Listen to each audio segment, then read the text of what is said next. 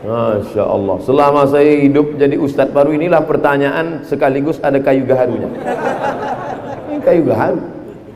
Saya dari Majelis Taklim Nurul Huda, Desa Gudang, Kecamatan Simpang Rimba. Ini ada bingkisan berupa gaharu asli dari Bangka Belitung. Jazakumullahu khairan. Man ahsana ilaikum, siapa yang berbuat baik kepada kamu fakafi'uhu, balaslah. Siapa yang buat baik pada engkau Abdul Somad, balaslah. Gimana saya mau membalas dia pakai, berapa lama saya mesti nanam kayu gaharu? Fa illam tajidu, kalau kau tak sanggup membalas, fad'u lahu, doakan yang ngasih ini. Apa doanya? Jazahullahu khairal jaza, semoga Allah membalas dengan balasan yang terbaik. Saya minta doa Pak Ustaz, udah aku bacakan dah, sudah diaminkan jamaah. Karena saya baru belajar mendalami agama, namun karena saya baru belajar sering mengalami kendala-kendala dalam proses belajar, mudah-mudahan dengan doa Pak Ustaz proses belajar saya lebih lancar. Allahumma faqihu fiddin. Anak-anak muda yang baru hijrah ini dalamkan agama mereka ya Allah. Waftah lahum futuhal arifin, bukakan pintu hati mereka sebagaimana telah kau bukakan kepada para wali-walimu ya Allah. Waj'alhum min warathati anbiya'ika, jadikan mereka menjadi pewaris para nabimu ya Allah. Wadkhilna ma'ahum ma'al habibil mustafa fi jannatikal ula, masukkan kami bersama mereka dalam surga Jannatul Firdaus bersama Nabi Muhammad sallallahu alaihi wasallam. Kertas yang lain boleh hilang, yang ini jangan.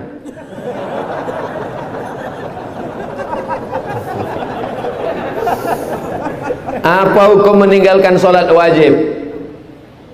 Man taraka salata muta'ammidan faqad kafara jihara. Siapa yang meninggalkan salat secara nyata maka kafirlah dia jihara, secara nyata. Jangan tinggalkan salat. Al-ahdul ladzi baini wa baina 'abdi, perjanjian MOU, Memorandum of Understanding between me and you.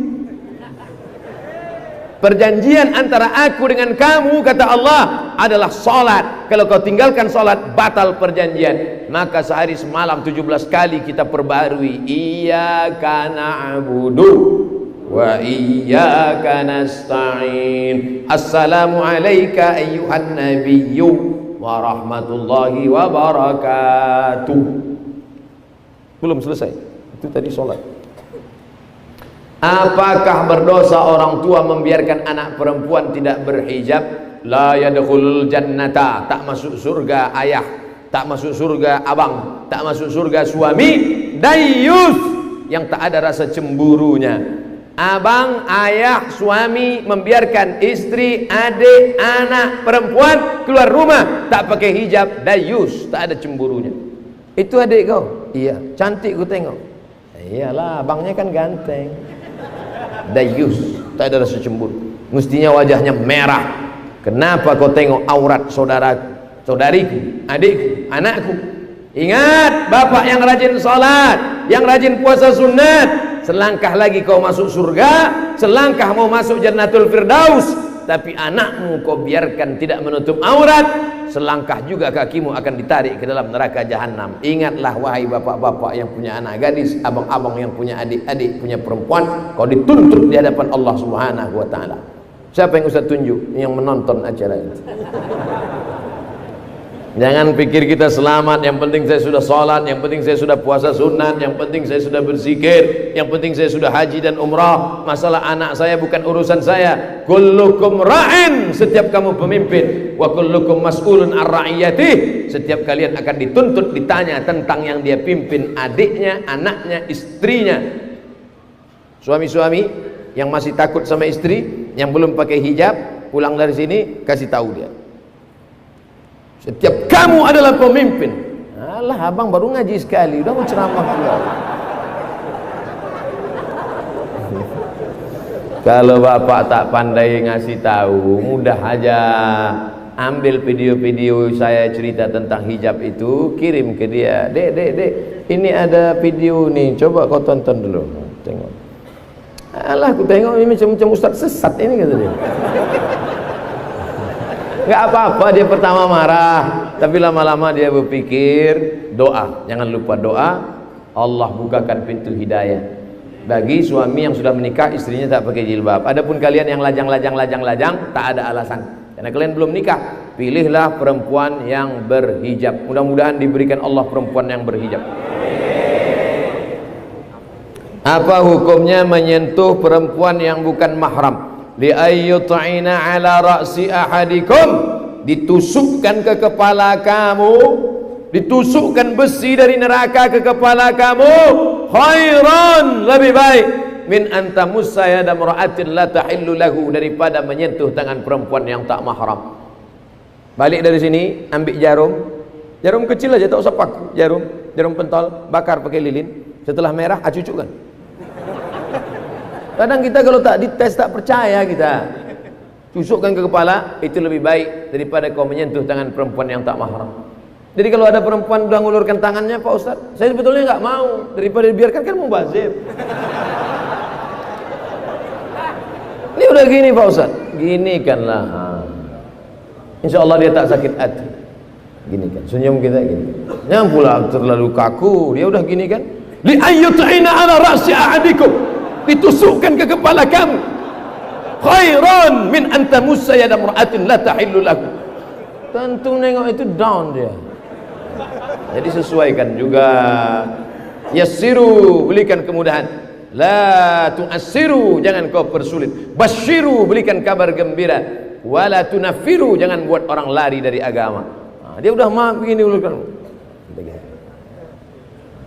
Saya tak pernah belajar ini di Mesir, saya tak pernah belajar ini di Maroko, saya tak pernah belajar ini di Sudan. Ini dapat saya dari film India. Itu sama orang India ini bingung kita. Iya sama tidaknya sama.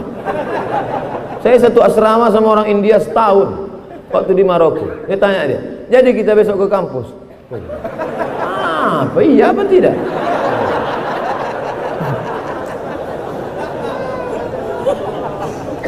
Abang saya seorang polisi, bagus.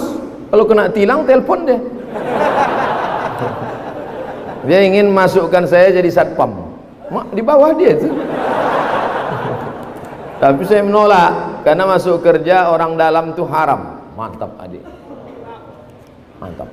Tapi orang tua saya marah-marah karena saya menolak. Bagaimana cara menasihati orang tua Pak Ustaz? Wahai orang tua yang punya anak yang soleh, ketika orang lain justru memanfaatkan keluarganya, anakmu malah tidak mau karena tak mau makan haram, dia sudah menyelamatkan engkau dari azab Allah Subhanahu wa ta'ala. Bayangkan dipakainya jasa abangnya, sebetulnya dia tidak punya kapasitas kemampuan sama sekali, kerja dia di situ, gajinya haram, tunjangannya haram, berasnya haram, duitnya haram, dikasihnya anak bininya makan haram. Tapi kalau dia memang layak, fit and proper test lulus, tes tinggi lulus, tes otot sehat lulus, tes kesehatan lulus, datang abangnya, orang tahu itu adik kau ya, iya lulus. Memang andai itu pun tak ada, tetap lulus. Maka tak ada kecurangan di dalamnya. Siapa yang curang? Man ghasyana falaysa minna. Siapa yang curang bukan golongan umat Nabi Muhammad sallallahu alaihi wasallam. Bayangkan andai kita di akhirat nanti jumpa mau minta syafaat, ya Rasulullah minta syafaat, apa kata Nabi? Kau bukan umatmu karena kau curang. Kalau curangnya demi 100 miliar masih masuk akal. Curangnya apa? Hanya mau jadi satpam. Ustadz menyepelekan satpam ya? Tidak. Justru satpam yang bekerja halal mencari nafkah lebih dulu masuk surga daripada orang kaya yang punya jabatan kekuasaan diperoleh dari yang haram. Karena kita akan dituntut di hadapan Allah sekecil apa? Faman ya'mal mithqala dzarratin khairan yarah. Tolong jelaskan pada umat ini bagaimana kredit itu haram, karena masih banyak orang yang melakukannya. Pinjam 100.000 bayar 125 riba, pinjam 100 juta bayar 110 riba.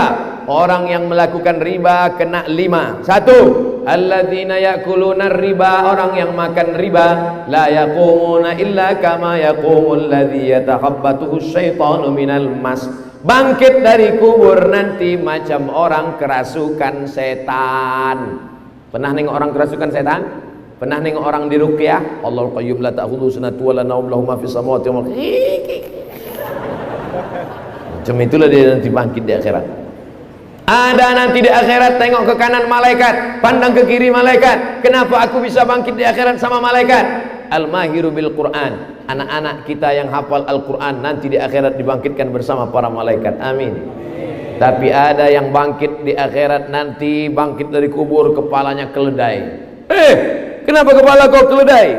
Karena selalu mendahului imam. Imam baru Allah, dia udah tegak. Kau kenapa cepat kali? Aku kan pembalap. Ingat, terserah mau kau salib imam sekarang, terserah. Di akhirat kepala kau keledai. Kalau lebih cepat dari itu Pak Ustadz, kuda Nil. Dua, duit yang haram tadi dimakan, dibelikan ke nasi, dibelikan ke lontong sayur, pecel lele, lalu disuapkan ke mulut, berubah menjadi darah. Darahnya itu dari jantung nasi ke otak. Sepiring nasi, setetes darah masuk ke jantung, naik ke otak. Nasiyatin kadzibatin khati'ah, ubun-ubun pembuat dosa, pembohong, penipu. Kenapa ubun-ubun? Karena ternyata yang berpikir itu otak bagian depan, otak depan, otak belakang, otak kanan, otak kiri, otak-otak di pinggang. Otak bagian depan ini otak yang berpikir. Kenapa anak saya ini tak pernah mikir betul Pak Ustadz? Gara-gara kau kasih makan riba. Tiga, dimakan nasi menjadi darah, darah menjadi daging, tulang belulang. Ayyuma lahmin nabata min haramin, setiap daging tumbuh dari yang haram, fannaru aulabih, tempatnya api neraka. Ditimbang kita di akhirat, langsung nampak datanya. Abdul Somad berat 50 kilo, yang halal 10 saja, yang 40 dari riba. Berapa lama kau diobok-obok dalam neraka jahanam? 4, hasil riba, untung riba, sedekahkan ke masjid, beli karpet. La yaqbalu tayyiban, innallaha tayyibun, Allah maha suci. La yaqbalu tayyiban, Allah tak menerima kecuali yang suci-suci saja. 5, selesai solat berdoa, Allahumma rabbana ighfir lana dhunubana wali walidayna. Menetes air mata, air mata darah kau keluarkan, tak diterima Allah. Kenapa? Mat'amuhu haram, makananmu haram. Masrabuhu haram, minumanmu haram. Malbasuhu haram, pakaianmu haram. Wa ghudhiya bil haram, kau disuapkan, kau menyuapkan, kau diberi makanan-makanan haram. Maka jaga makanan, mustajabud da'wah. Jaga makanan, doa dikabulkan. Jangan makan haram. Di antara makanan haram adalah riba.